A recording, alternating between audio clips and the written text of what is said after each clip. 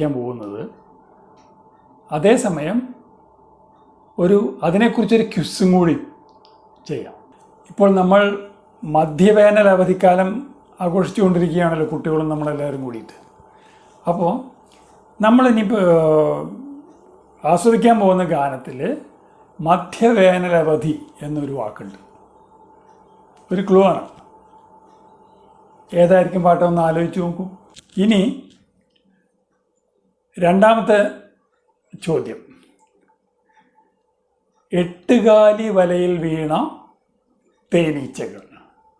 ഇങ്ങനൊരു പദപ്രയോഗം ഈ ഗാനത്തിലുണ്ട്.